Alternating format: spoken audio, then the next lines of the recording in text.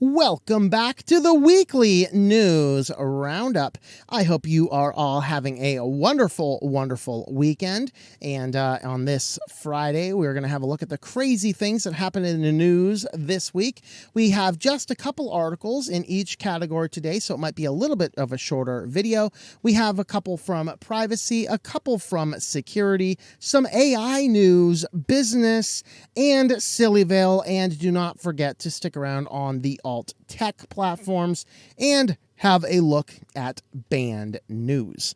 So with that, we are going to go ahead and get jumping right on in. First up, is this called Twitter, or is this called X, or is this called the social media platform formerly called Twitter? Okay, talk about bad branding ideas. Changing the entire logo. Of course, I like it. I've actually only seen one place that the Twitter logo, you can see the Twitter logo up here. I've actually only seen one place that the Twitter logo has actually been replaced with the X. I think that's even including Twitter in some cases.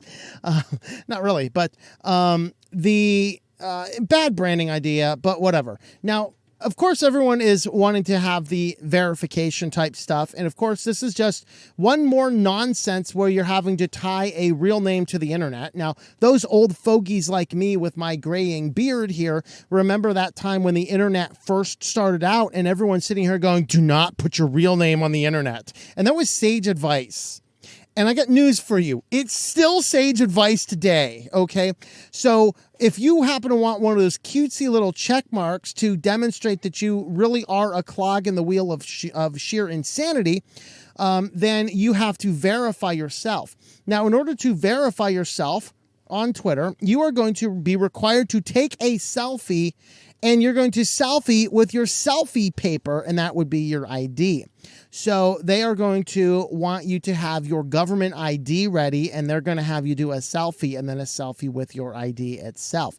And that is what it's going to take. They're working on a new way to verify a user's identity. The process involves submitting a selfie along with a government-issued ID. I'm going to give this a hard no because, I am not going to go onto a big social media platform that has already been caught harvesting data and using it inappropriately, and then handing that data over them to say, hey, look, I need to validate myself with a check mark next to my name.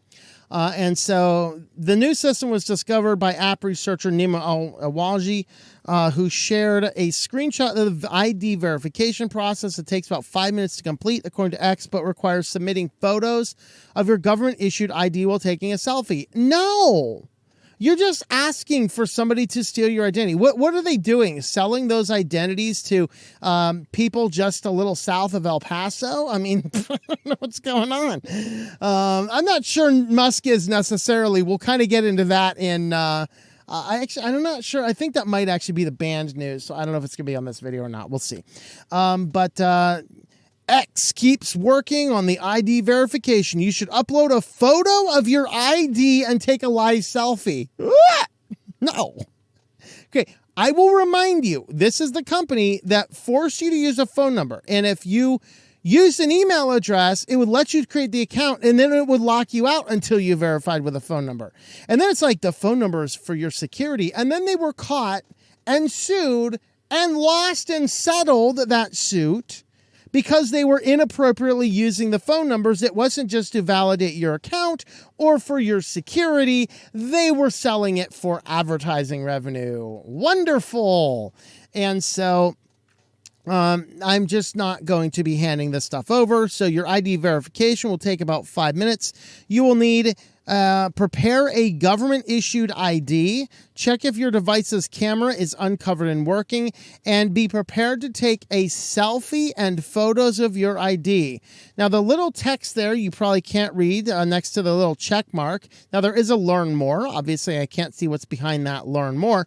I consent to X sharing images of my ID, including biometric data and personal data from my profile with auto ticks for the purpose of confirming my identity. I also consent to X storing my ID images, including biometric data, for up to 30 days and using it and data from my profile for the purpose of safety and security, including preventing impersonation. So I guess they're going to prevent impersonation for 30 days.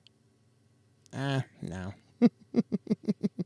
And then there's a learn more. So no, I do not consent to giving them my ID. I do not consent to them holding it for 30 days. I do not consent to them passing this on to their third party. And I didn't look into that company called AutoTix, but I imagine that that's probably not a cool thing. Of course, here's Nima over here. Breaking! X is working on identification. Verified since 3000 BCE. Wow. This is a true Babylonian right here. I gotta meet you. Your account is verified, Nebuchadnezzar. Jeez. Personal information is handled by Autix, an identity verification company based in Israel. Oh, the company working on all of those koofy passies. Yeah, I feel even better about this. This is amazing, guys. This is a global plan to collect and harvest your ID. Okay. See, notice that Twitter is going to store the data. It doesn't say anything about what AutoTix is going to do. No. I'm not anti-Israel, but I've seen some of the things Israel is doing. I really don't want them having my ID. So it's Yikes. Okay, well, that's terrifying. From Not the Bee, why is Bill Gates so excited about making impoverished people around the world get digital IDs? From what I could see, this was a little bit less about biometrics. It does appear as though there is a physical photo ID component, but biometrics is certainly part of it. This is sort of based on what India was doing. If you remember, they had this amazing plan and they successfully rolled out 99% of their population they all got the verified ID, and then the whole system was hacked and everybody's data was stolen. Yeah, call me crazy. I'm just they're like, it's so much more secure than cash. I just stick to my cash and take my risks. Thank you. If society collapses, I'll just go out to the mountain up here with a bow and arrow or something and shoot a deer. I don't know. I have a sneaky suspicion if society collapses, I'm not going to get in trouble for poaching. As long as society's still here, though, we're going to follow the laws. But over here, Mr. Gates says 850 million people lack ID, and that proves their identity. As a result, they're shut out of a lot of services that could change their lives. Notice this. We need to set up ourselves a communist dystopia where we as the government are going to issue the services, but we need to verify that you're not the same person who came through the line last time, so everyone must show your ID. Now, here is one open source technology that Switch to Linux is not behind, and that is the MOSIP. The MOSIP is a open source ID method, the Modular Open Source Identity Project. I'm going to go ahead and give that one a hard pass. I will pass on that one just about as efficiently as I'm going to pass on a Windows 10 ID program. Imagine that one. Bill Gates, he's got the modular open source, and then Bill Gates is embracing open source. Look at this, guys. He's clearly turned a new leaf. He's clearly not embracing, extending, and extinguishing society yet. So far the program has tagged 90 million people in rural areas since 2018. Why did you do it for free? Because digital ID system is critical because people need a verified identity in order to tap into the digital public infrastructures, other benefits from digital bank accounts to instant payments to mobile phone accounts and personal data management. I don't want to do any of that kind of stuff with your crazy nonsense. I'm sorry. I will take the random mishmash of insanity. Thank you very much. Thank you, but no thank you. And now on to our main one for privacy. This one's another terrifying one. Very, very dark day in privacy right now, apparently. But Starbucks is experimenting with Scanless Checkout for drive-thru users. Yes, all you have to do is have the app open, place your order, and while you are waiting in line, you just have to verify through your app that the order was made, which you can do whether or not you're at the counter. The idea is they're saying that it takes too much for people to stumble with the phone to pull up the barcodes or payment methods, wherever it needs, and which is really like, okay, think about this. You're in a drive-thru, you just placed a drink. Why are you going to wait until you get to the counter to turn on the phone and get ready? This is that 20-80 rule. 80% of the people of this world are so weird that they will sit there, waste their time twiddling their thumb. You got like 3 minutes in line. Move up, next car. Get up to the window. Oh, I need to pay you now. Oh, hold on. Let me stumble with my phone. Oh, hold on. I need to get money. Hold on. Let me get. Why aren't you counting your money, getting your app right, and whatever else on the way up to the drive-thru window? I mean, really. So the idea here is that you place it and the app uses geolocation to know that you are the person based on your app that has placed the order at that particular Starbucks. And then, of course, you have linked your credit card information to Starbucks because, of course, you did. Or you're using their weird Starbucks banking system. And if you do not know about that weird Starbucks banking system, do yourself a favor and go on over to Cold Fusion's channel. And Diego at Cold Fusion just a few weeks ago did an analysis of Starbucks digital currency thing. It was a very fascinating video. So, of course, you can either use that digital currency that Starbucks does, setting up a de facto weird little bank. Maybe they're selling coffees is going to be tracked down by the SEC or something. Who knows? But then, or your credit card information. So then the app notifies the store that you are indeed the one that's placed the order. It automatically bills your account. You just need to drive up to the window, grab your coffee, and go.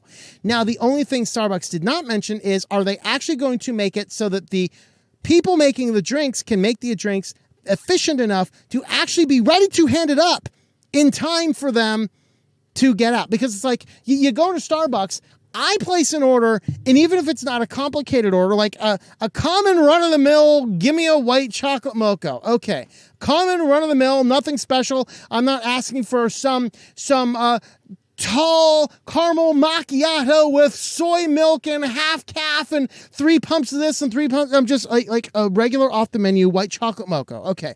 It still takes them 5 minutes to make. You're telling me that you're going to get your efficiency up. This is not Chick-fil-A. Okay. They're not going to have the order ready for you as soon as you place the order here and drive up here. It's still going to take 5 minutes. I don't see the purpose, but nevertheless, they are still measuring the effectiveness of using apps that are paying based on your geolocation. No other interaction. No scanning, no preparing it, no verifying your purchase, because that takes time. We are truly, truly becoming idiocracy. All right, so next we're going to jump on over to security news, and we just have a couple here in security. First up is my favorite, of course. Smart technology that gets hacked is just my most fun. In this case, it is a TP-Link Topo L530E smart light bulb. That's right. I have to have a light bulb in my house that I can turn on and turn off when I'm at work, because I'm sitting there at my desk and I'm working and I'm thinking it's just too dark. So I need to take up my phone and I need to push the button. I need to turn on the light in my living room at home while I'm still at work in the cubicle. And clearly I have to have my light bulb on the internet. Well, having your light bulb on the internet actually tends to expose your entire wireless network to the entire internet as well. And so if you have one of these things, you do need a checkup from the neck up. But the immediate thing before you can get an appointment with a psychiatrist to figure out why in the world you happen to be putting light bulbs on the internet, you should unplug the light bulb and not use it. Or I guess there's probably some security stuff for that. Interesting. So with that, be careful of your smart light bulbs. And this was a great one here, our last one here. Of course, everyone wants you to put your stuff in the cloud. It's all safe. It's all great. Well, this Danish cloud host, this is Cloud Nordic, Cloud Nordic, the Vikings were defeated. Sorry to say. Cloud Nordic, they lost all of their data in a ransomware attack. They said, we lost all of our data. We lost all of our backup data. We lost all of our backup data. Our clients just lost everything. We'll rebuild your stuff for you. You won't have any data in it, but we'll rebuild your application. But this might be a good time to look for another provider. That was literally their message. Now, this happened because they had a server online and they had another server as a backup server, and they weren't in the same data center. So in theory, they were doing something correct. What happened, though, is they were in the process of migrating one of them, and in doing so, they had to open the internet to a server in migration, and during that process is what it appears somebody got in there and ravished all of the nonsense, but it ended up destroying everything in all of the databases. So it was probably some sleeper malware that got in there a while ago, didn't do anything until a kill date or a kill effect occurred. That's probably the case, but basically Cloud Nordic came back and said, yeah, we do not have the means to pay any potential ransomware ransoms, nor do we have any interest to do so. We're burning the whole thing to the ground and coming back to it later. So that happens to be what they are doing. Well, we use affiliates here, and today we're going to highlight SiteGround, which I just realized as I was getting ready, and like 2 articles ago, I realized, I do not actually have a banner screen for SiteGround hosting. So I'll just go ahead and tell you what the code is. It is TLM.li. So of course that is my homegrown link shortener for thinklifemedia.link. So TLM.li/SGH for SiteGround hosting. TLM.li/SGH. I've used SiteGround with several of my clients in the past. They've always worked really well. They have really good servers. They have a lot of different offers, from reselling to just running your own servers, to small servers to large servers. They even have they have a few unique options in reselling if that's your thing. And of course you can do like a full VPS type approach in there as well. Of course, they have WooCommerce, WordPress hosting. Of course, I never recommend those, but their servers are very good. They are United States based. They are not owned by EIG, so you can have a look over at what they are doing at TLM.li/SGH, and you can get 80% off and free site transfers if you follow that link. Now, let's head on over to AI news. Let's see what our AI overlords are up to. Microsoft Edge is getting new AI feature that will improve your search results. They actually announced this a few years ago, but I think they sat on it waiting for better AI technology, and now they seemed to get it. So this is the thing that you can search for some word on the internet, and rather than just giving you a bunch of links, it's actually going to give you a direct link specifically to the spot in that page where that word is highlighted. Now, not a lot unlike what Startpage has been doing with their cached results, highlighting certain words as you did things in the past. But this is a little bit more smart than that, in that the AI can now pick up that you're looking for a word like, run. So it can also find related words like sprint or, frolic, whatever else. And it will give you the options to search for those words as well. So you're going to do a basic search. So in their example here, they're searching for the word jet, and then this is going to search through the whole web page looking for any references to jet, but they're also going to say, hey, we've also found hits on aircraft and plane, both related to jet. And so the idea here is that it allows you to skim through an article even faster, because of course, if we cannot open and consume and completely finish something inside of 15 seconds, that's entirely too much time. I mean, just look at that box of Pop-Tarts. Does it still say to microwave it for 3 seconds? Let me know if you have Pop-Tarts at home. It used to be 2 seconds. I think they might have upped it to 5 seconds. I think microwaves got crappier over the years. I really think that's actually the case. So let me know if you have Pop-Tarts in your house. Is it still 5 seconds? Let me know in the comments. All right. Also, Microsoft is experimenting with working AI into Bedrock Windows apps. That's right. They're basically going to do the Google approach and see what all they can cram AI into. We're going to cram AI into the Photos tool, into the Camera tool, into the Snipping tool. All apps that work with either photos or screenshots could soon include optical character recognition, allow you to use for the users to copy and paste text from images into word processors and text editors. Photo app could also gain the ability to recognize people and objects in photos and make it easier to separate them from their backgrounds or, identify them in Microsoft's servers. Very fascinating. All right, so the venerable MS Paint app, on the other hand, could gain some generative AI functions, allowing to create images based on text prompts, similar to features currently supported by more high-end editors like Photoshop. So Microsoft's Bing image creator already uses the DALL-E-based model to create AI-generated images. The report says that some of these features may rely on neural processing unit built into your PC's processors. The problem is those are generally built into ARM processors and not Intel processors. So keep an eye out for you investors. No investment advice here, of course. I do not take investing advice from me. But ARM is planning to go public pretty soon. And I did actually let some investment advisor friends of mine know about that. They're going to keep an eye on it for me and tell me what they think about that methodology. Well, now Brave is also cramming some AI into things. Brave announces its in-browser AI assistant Leo. Of course, Leo the lion has showed up. Now accessible in the nightly desktop channel.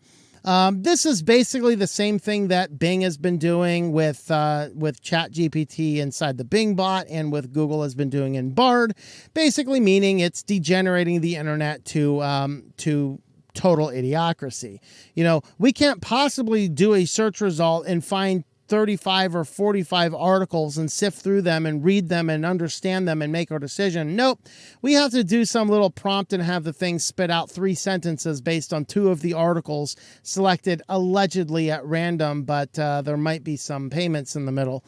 We just don't know about the black box and what it's doing yet. The bottom line is they're going to spit this stuff out. You're going to believe that. You're going to go. It's kind of like, it's kind of like to me is it's kind of like I'm not planning on stepping on toes, but I'm going to just by nature of the conversation. It's Mythbusters. See, I existed before Mythbusters was a thing, and you actually had to look at scientific studies and rigors. Mythbusters comes out in the gold standard as if whether something is true or not is what did Mythbusters say. I'm sorry, but Mythbusters is a TV show. They can spin anything they want. Okay. And that's the same thing with AI. If all this does is makes it harder for us to do our own independent research, and then we start adopting whatever the AI says. How long before the AI kind of wants to push you in a direction that it wants you to go? Kind of like, where did I hear that from? Oh, that's right. The selfish ledger.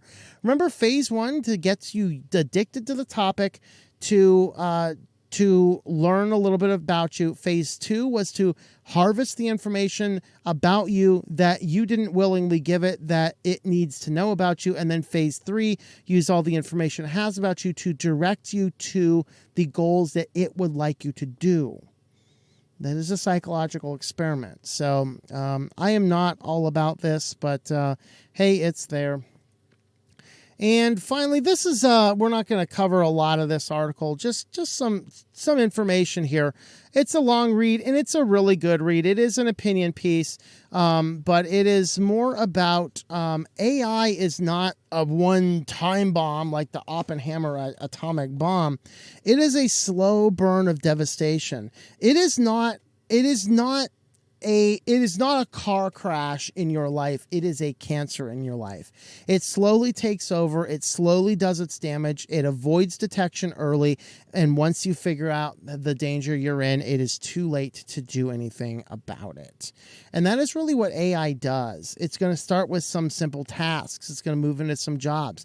You would not believe the number of offers I have on the YouTube channel. We found your channel. We've been following your channel for years. It's amazing. We have this AI bot that can help you. Clearly, you're not watching my channel. You have just told a Luddite that you really love the channel, have a look at our AI. Maybe you should watch some more of these AI Overlords sections. You know, once again, I'll ask you, would you prefer enslavement? Would you prefer imprisonment, or would you prefer decimation? Those seem to be your options with AI. This opinion piece goes into it, utilizing some keywords from Oppenheimer here, and just kind of talking about AI slowly damaging society, but by the time we actually recognize it, it's going to be too late. And this is why we need to recognize it now before it gets too late. This is a fascinating read. Once again, I'll remind you, the articles are all linked on the website. You'll find one link to the website to this particular article on the website, and then on that page will be all of the links to the articles, so you can find them all over there. Well, if you'd like to help support the channel, we do have a Patreon page, so you can head on over there, patreon.com/TOMM. We did just roll out, if you are a Patreon supporter and you've not logged in over there to have a look, we actually did release a few things this week for you guys, exclusive. The first is my short story, The Cars Have Eyes, first installment of our science fiction series. So this guy here is an excellent take on some of the technology that is being crammed into cars and what that could lead to if we're not careful. We also pushed out an audiobook version of that. So if you are a supporter on Patreon, and this also applies to all of the supporter networks. If you are a supporter of the channel, you'll have the links on whatever platform you're a supporter on, but you can come on over here. You can download the audiobook in case you want to listen to it instead of read it. It's about 5,000 words is the short story, and the audiobook links expires September 15th, so download them before then, because by then we're putting up the next short story, which I don't know how I'm going to top the next short story. It's great. It is great. I have about half of it written. It is amazing.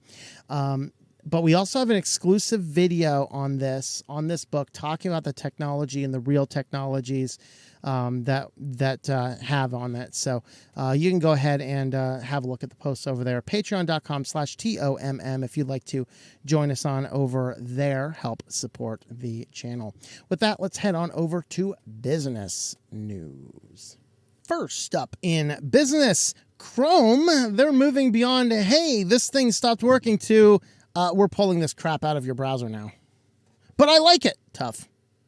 Please? No. Yeah, Chrome is going to start removing extensions that may be unsafe.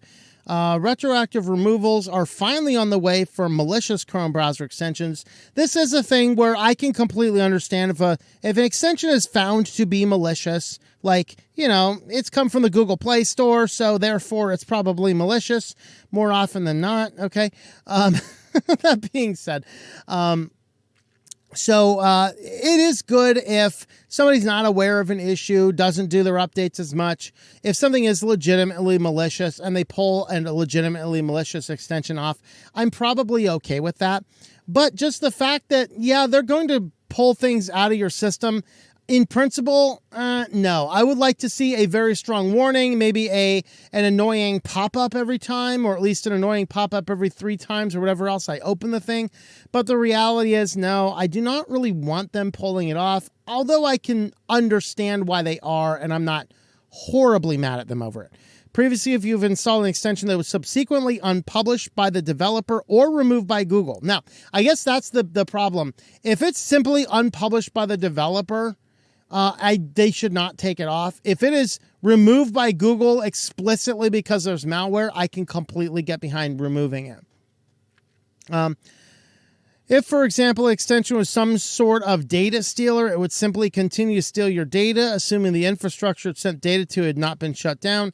Now, when an extension is pulled from the web store, in one of the following 3 situations, Chrome users will be notified. The extension has been unpublished by the developer. The extension has been taken down for violating Chrome Web Store policy.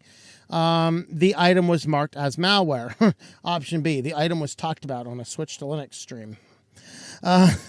If we're talking about an under-review situation, no notification will be taken.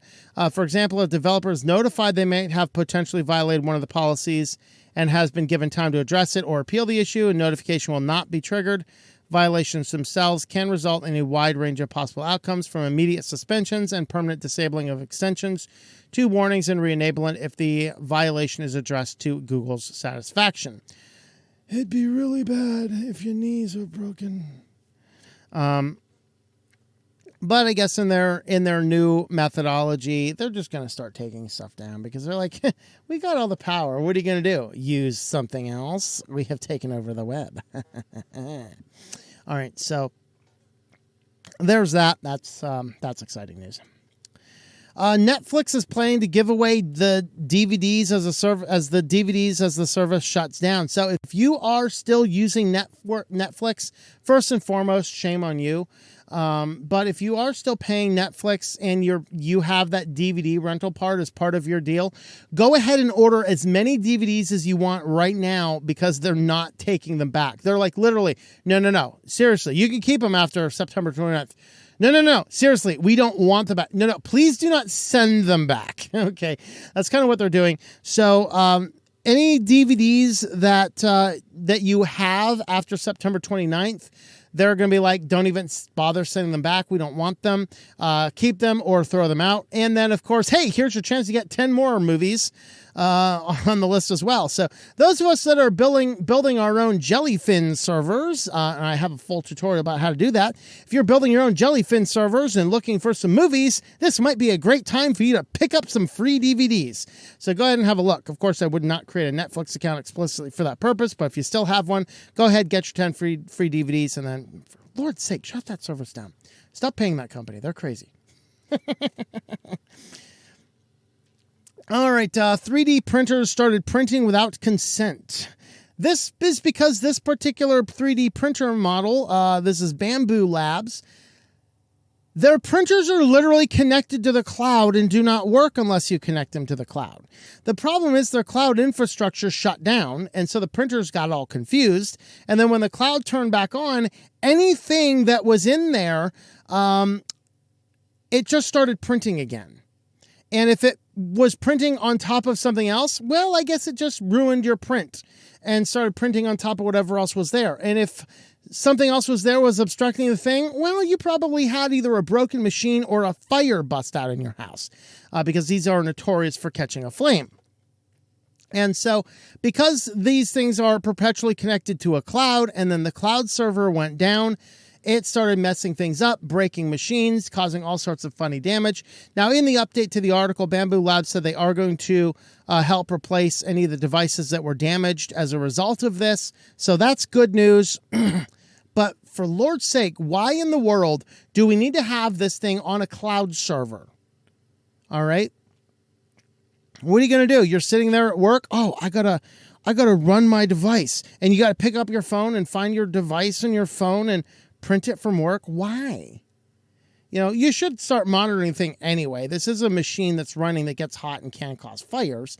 But even if you're like, okay, I don't really need that to happen, but let's go ahead and talk about, anything else we might do. At what point in time you just say, okay, if I want to have this print done, it's early in the morning, I have the thing staged, I'm going to push the button, go to work, and when I come back from work, it should hopefully be done.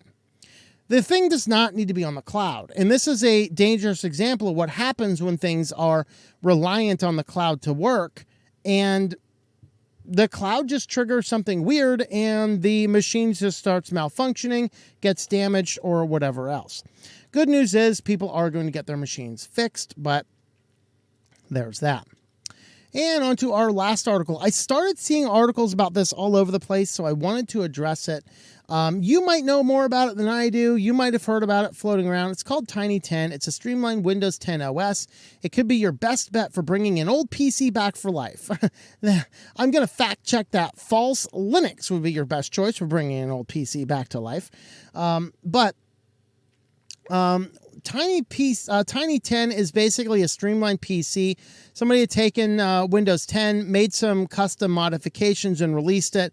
This is NT Dev. Now, the problem that I have with this is I started doing a hunt. I was like, how legit is this?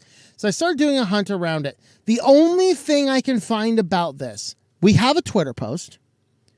We have a link on archive.org where you can download the files. and we have a plethora of news articles about it. There's no official website. There's no real back and forth. This is where I ended up on like a Linus Tech Tips forum just to see I was simply following leads on the internet. Where does this thing lead? All I could find is articles about how amazing this is. A couple people on forums going, is this legit? And people saying, no, you should use like Ghostscript instead. And there's no official website. The only thing you have is this Twitter page and links on archive.org, which are spurious at best. I am going to call suspicious. So I would highly recommend, I would not be using Tiny 10 without doing some very, very good personal security audits first. Or, if we get information or if we get, good security auditors coming out talking about it. But all I'm seeing is an archive.org. And by the way, one of the links to download it on archive.org went through a bit.ly link, and bit.ly actually blocked that link. I couldn't find any references. Does Windows know about this thing where somebody's taking their operating system and streamlining it down and offering it as a download? Now, it does work with a Windows license key, so it's not like Windows is losing much here, depending on what the modifications are. Some people were saying Tiny 11, which is the Windows 11 version, doesn't work well right now. So to me, I spent a good couple hours digging into this, and to me it's just a giant black box. I'm not sure what in the world's going on here. So with that, there is Tiny 10. We're seeing a lot of articles jump out about it. I think everyone's just jumping on the bandwagon doing articles about it. I would advise extreme caution, not because it's Windows and I'm just like, oh, stay away from Windows anyway. I mean, that is true. The problem is I can't find any good or vetted or real information on this other than, amazing articles about how cool it is for links. A couple references to it on forums where people say use Ghostscript, and an archive.org with a bit.ly link that bit.ly says, this is a little sus.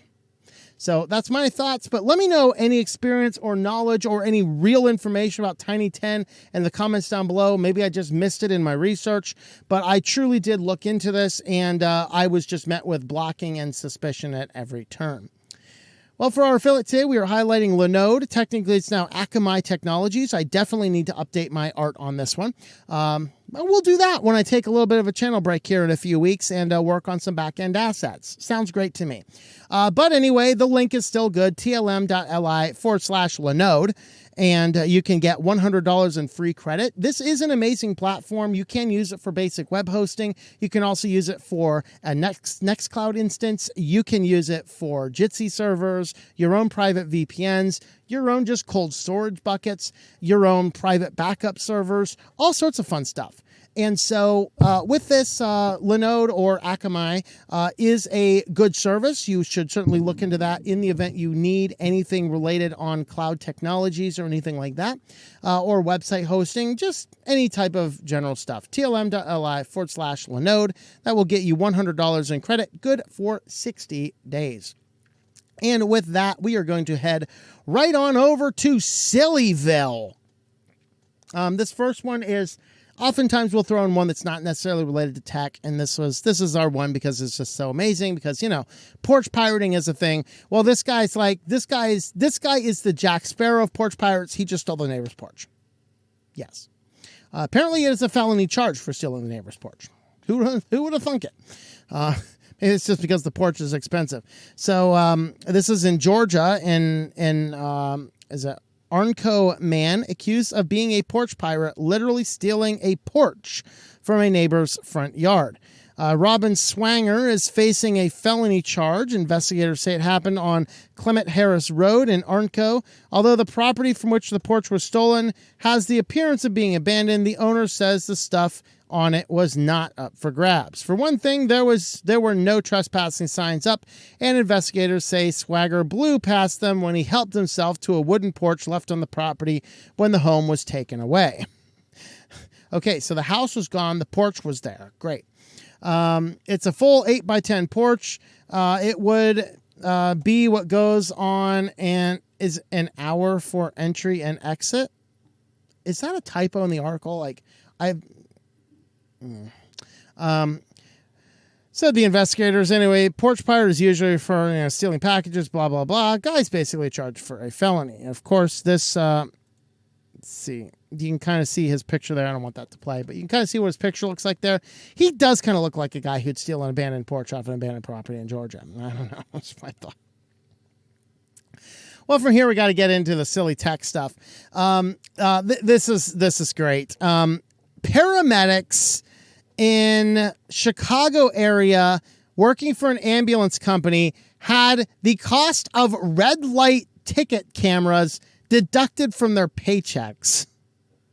So they're driving in the ambulance on their way to an emergency situation. They have their lights flashing. They run through the intersection with a red light camera, and the ambulance gets a ticket.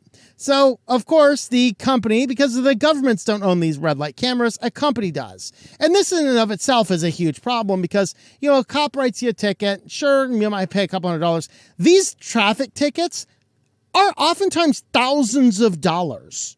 It is thousands of dollars of fines. And oftentimes the research demonstrates red light cameras actually make intersections more dangerous. But here, it is, and by the way, a red light camera takes a picture. The company is supposed to verify the picture, and then they will send out the fines. Well, they're supposed to verify that a violation has occurred. An ambulance is allowed to run a red light if its emergency lights are on in the pursuit of going to a scene of medical attention.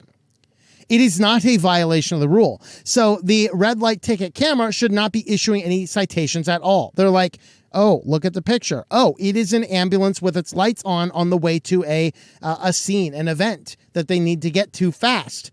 That is not a violation. But they just sent them on out to the big corporate who happened to run that ambulance company, and the big corporate running the ambulance company says, we're not paying these things. Oh, let's see. Oh, Bob was driving. Just deduct it from Bob's paycheck. Well, Bob gets a paycheck with red light tickets coming out. He's like, yeah, you're illegal withholding stuff. And it does actually appear as though the company is going to be liable for illegally withholding wages. And that kind of is a big deal. But yeah, this is how our society has gotten too crazy.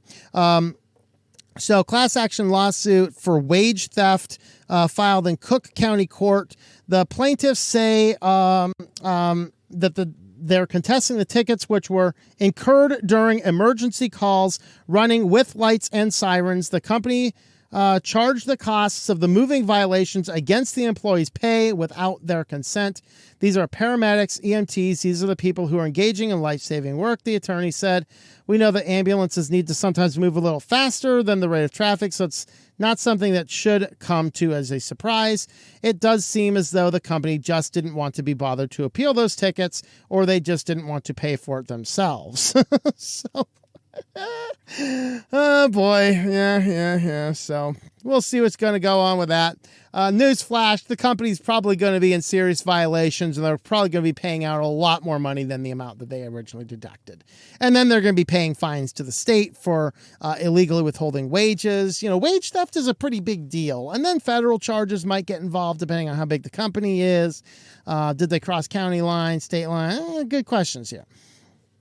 All right. And Canada is now collapsing under its own stupidity. Of course, there's wildfires ravaging Canada. Of course, though, we covered it on the news that Canada passed its new law, which basically said, well, social media, you're going to have to pay those news.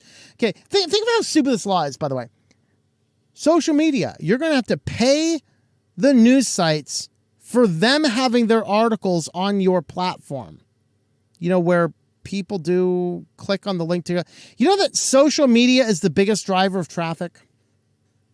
Yeah, people ask me all the time in my web design company, how do I get on top of Google? What can you do to my site to get on top of Google? I need to get on top of Google. It's like, dude, right now in our modern era, you just have to have your site set up properly. Okay, no big deal. But B, the way you get on the top of Google is very simple. You have to have at least one of three drivers of traffic. You have to have either social media or a video platform that is pushing out content or regular active blogging. You do at least one of those three things and your site will move up the ranks in Google. But there's not some schema structure you can do to magically make your site appear on the top of Google. Those days ended. They happened to end about 10 years ago. Can't do that anymore. So the news companies are all mad because people are, reading their headlines on Facebook and they're perceiving that the traffic goes down. So they're like, you're going to pass a law that Facebook's going to have to pay us. Facebook says no, and they just simply banned all the news clips from going on. Well, now the government's on here telling Facebook, hey, Facebook, you need to make an exception and put these news articles up on your site. Facebook's like, no, bro. No. Screw you. You wanted us to pay them. We said no. We're not putting their articles on. If people want to know where the fires are, they can go directly to the news site. So I'm wondering how long it's going to be before that act in Canada is overturned, because there you have it. So Canada is now making a big deal. Let's see. Meta is removing news from Canada. Of course, we covered that one. Well, mess around and find out. As the saying goes, it turns out when your country is on fire and you're trying to evacuate tens of thousands of people, like Canada is right now, then it's a life-saving imperative to have an easy way to share information and news like on a social media. So here's the inside pager. Several homes repeatedly destroyed in wildfires out of control near Kelowna in British Columbia, Canada. Mass evictions ordered. Time-lapse shows how fast the fire moved in 3 hours. Yikes. So Canada's transportation minister is now begging Meta to reverse its decision to not allow sharing links to Canada's news. What Meta's doing is unacceptable. We've seen this throughout the emergency. Canadians have not had access to crucial information. So I asked Meta to reverse its decision, allow Canadians to have access to their platforms. I would just send an emoji of a middle finger back to that guy if I were like Mark Zuckerberg. Meta's reckless choice to block ads before the act forces hurting access to vital information. We're calling on them to reinstate news. Yeah. Meta is readers added content. Meta is following Bill C-18 to the letter of the law. Bill states Meta will negotiate payment or stop links on the platform. Meta has stopped the links.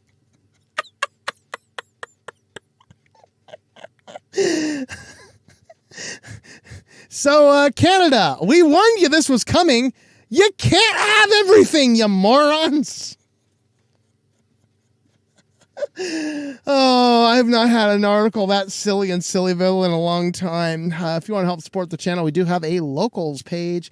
Switch to Linux.locals.com. All that stuff we said about Patreon earlier in the show, about all of the private, the exclusive video and the science fiction stuff. And by the way, for you guys that don't want to be supporters, next year, or probably early next summer, we are going to compile all of those into a book, and you can buy a copy of the book. But those books won't be out and won't be ready until next year. So there will be a time if you don't want to support the channel eventually, but there's that. But you can get all that information right now if you head on over to switchtolinux.locals.com or Patreon or Subscribestar. So there is that. Let me know your thoughts to all these in the comments down below. Thank you for watching this video from Switched to Linux. This channel would not be possible without the backing of the program supporters scrolling on the screen now. You can be a supporter at Patreon at patreon.com/TOMM or at thinklifemedia.com. I also want to thank the open source community who creates such excellent software that makes producing this show possible. Please remember to support your software communities. Thank you, and I hope that you enjoy switching to Linux.